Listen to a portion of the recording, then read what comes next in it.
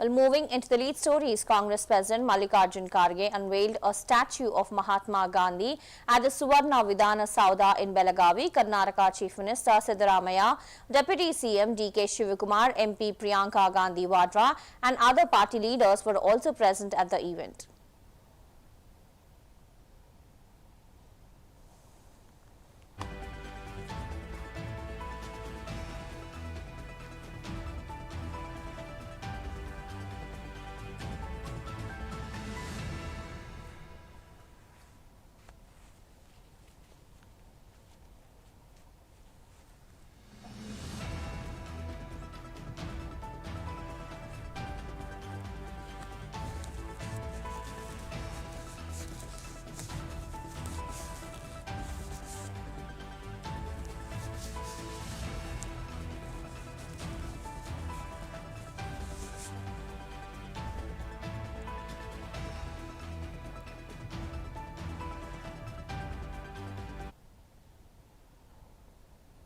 ಉಪಸ್ಥಿತಿರ್ತಕ್ಕಂಥ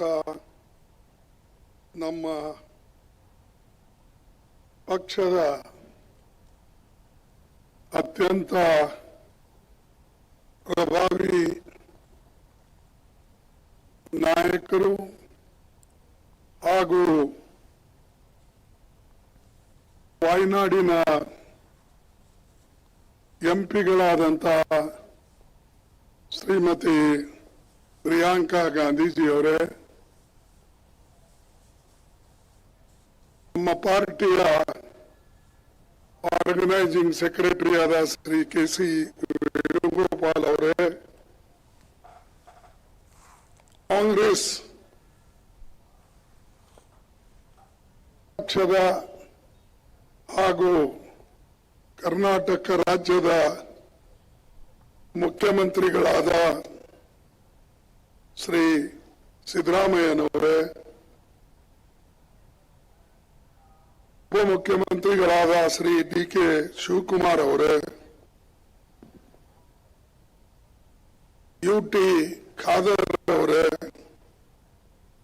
ಬಸವರಾಜ್ ಹೊರಟ್ಟಿ ಅವರೇ, doctor G. Parameshwar ಅವರೇ, HK. Patil ಅವರೇ, ಸತೀಶ್ ಜಾರಕಿಹೊಳಿ ಅವರೇ, ರುದ್ರಪ್ಪ ಲಮಾಣಿ ಅವರೇ ಹಾಗೂ ಇಲ್ಲಿ ಉಪಸ್ಥಿತಿರ್ತಕ್ಕಂಥ ಎಲ್ಲ ಬಂಧುಗಳೇ ಹಾಗೂ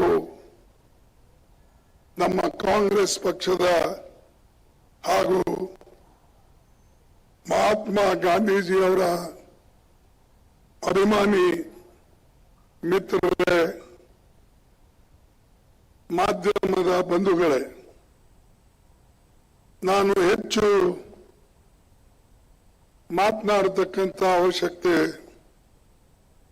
ಇಲ್ಲ ಅಂತ ಹೇಳಿ ಭಾವಿಸಿದ್ದೇನೆ. ಕಾರಣ, ಮಹಾತ್ಮ ಗಾಂಧೀಜಿಯವರ ಪುತ್ಥಳಿಯನ್ನ ಇವತ್ತು ಬೆಳಗಾವಿ